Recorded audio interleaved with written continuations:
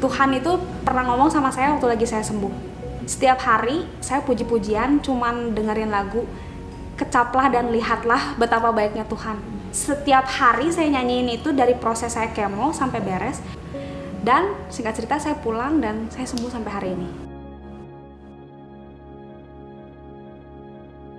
Nama saya Iren dari Home Kurdi. Pertama saya umur 18 tahun. Saya tuh tiba-tiba sakit persendian. Terus dokter tuh ngomong ini, Iren kamu harus makan obat selama 6 bulan.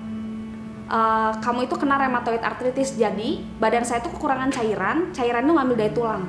Lama-lama kalau saya nggak diobatin, saya tuh bisa lumpuh.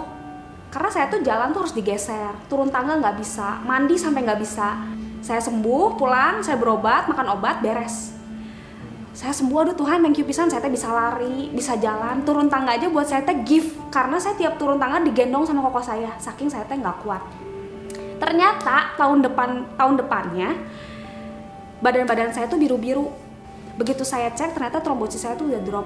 Saya masih ingat banget 69.000. Udah dicek ternyata tulang saya diambil, dicek sumsum tulang belakang, pakai jarum yang gede banget. Dibiusnya cuma setengah, itu buat saya yang masih umur 20 kayak takut banget lah gitu. Terus dia kasih tahu saya kalau ternyata ini kamu sakit anemia aplastik. Anemia aplastik tuh kegagalan fungsi sumsum tulang belakang. Jadi dia tuh nggak bisa hasilin darah sama trombosit. Bandingannya kalau orang normal tuh trombosit 150.000 sampai 400 sampai 450.000. Dan saya tuh cuma ada 3.000. Saya juga tanya ke dokter, dok kenapa saya kena penyakit ini? Terus dia ngomong, ini idiopatik, jadi dia tuh nggak tahu. Dokter pun nggak tahu, nggak bisa jawab, kenapa saya bisa sakit ini gitu. Terus kata dia, ya Ren soalnya ini kamu 1 banding 1 juta orang. Yang emang change untuk hidup itu nggak besar gitu untuk penyakit ini. Saya pikir saya mau pulang aja, saya nggak mau ngejalanin sudah saya sakit. Terus nggak sembuh lagi, terus uangnya habis gitu, saya nggak mau, kira saya pulang terus saya masuk rumah sakit lagi karena saya itu 1 bulan sekali harus masuk rumah sakit untuk transfusi trombosis sama transfusi darah. Papi saya pernah bilang waktu di rumah sakit, waktu lagi saya darahnya nggak bisa masuk ke badan saya tuh, di situ saya ngerasa emang waktu itu di saat itu malam itu saya ngerasa saya bakal dipanggil Tuhan karena bener-bener badan saya tuh dingin. Terus saya pas lihat di kasur itu udah darah. Kan saya ngomong, udah Pi, kayaknya saya mah ini bakal meninggal gitu di hari itu. Terus papi saya, saya nggak mau nguburin kamu harus hidup. Waktu lagi saat itu saya ngerasa emang momen kayak dia tuh kayak gak bisa ninggalin saya gitu. Singkat cerita saya ke Malaysia, saya dites lagi ulang. Jadi dokter Malaysia pun nggak mau hasil dari Singapura. Kamu kalau mau berobat sama saya harus hasil dari saya. Saya ulang lagi itu proses semuanya dari dicek sumsum tulang belakang, pokoknya semuanya. Udah beres dia ngomong, oke Iren kamu bener sakit ini, tapi kamu jangan senang dulu karena kamu bener jalannya harus transplantasi sumsum tulang belakang, tapi harus dari saudara sekandung. Dokter kasih tahu saya waktu itu lewat email, Iren congratulations, 99% sumsum tulang belakang koko kamu tuh sama kamu, cocok. Itu saya, aduh pengen nangis banget kan. Terus saya ngomong, Riz ternyata kamu cocok gitu, kamu nggak apa-apa. Karena menjalani transplantasi pun buat dia tuh sakit, nggak gampang juga gitu. Kita datang ke sana, terus Tuhan tuh bener-bener sediain semuanya yang saya butuhin.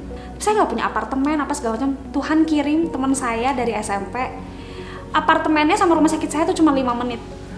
Dia urusin semua apartemennya, depositnya, semua beres. Jadi saya tuh langsung kayak, Tuhan tuh bener-bener kasih saya jalan, kasih saya tempat tinggal, semuanya sama dia dilancarin. Kemoterapi itu momen terberat buat saya untuk kemoterapi. Kenapa? Saya dibus obat segitu banyaknya sampai badan saya bengkak. Karena kan dimasukin cairannya tuh, saya 4 hari 4 tok. Yang cairannya nggak berhenti. Di situ awal mula saya benar-benar ngerasa saya takut. Tuhan itu pernah ngomong sama saya waktu lagi saya sembuh. Setiap hari saya puji-pujian, cuman dengerin lagu Kecaplah dan Lihatlah Betapa Baiknya Tuhan. Setiap hari saya nyanyiin itu dari proses saya kemo sampai beres. Dan singkat cerita saya pulang dan saya sembuh sampai hari ini. Saya rasa Tuhan ngasih saya kesembuhan itu karena saya dikirim Tuhan untuk nyelamatin keluarga Peter. Maksudnya papanya kemarin sempat anfal sakit, mamahnya sakit, Peter pun sakit. Jadi saya tuh dikasih kepercayaan sama Tuhan untuk melayani orang yang sakit gitu. Jadi saya tahu caranya untuk yaitu ke orang, apalagi ke mertua sendiri gitu. Jadi saya tahu cara nanganin orang di saat dia tuh lagi nggak mau diatur, di saat saya tuh harus ngomongnya gimana.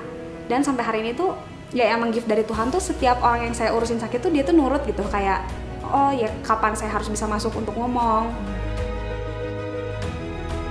Pesan saya buat teman-teman yang ngerasa sendiri, yang lagi sakit, perkatakanlah yang baik-baik setiap hari, selalu bersyukur walaupun itu sulit. Tapi saya selalu perkatakan kecaplah dan lihatlah betapa baiknya Tuhan setiap pagi. Tapi saya selalu percaya bahwa Tuhan teh pasti menyertai kita gitu. Setiap hari harus bersyukur sama percaya sama Tuhan kalau Tuhan teh pasti nggak akan ninggalin kita.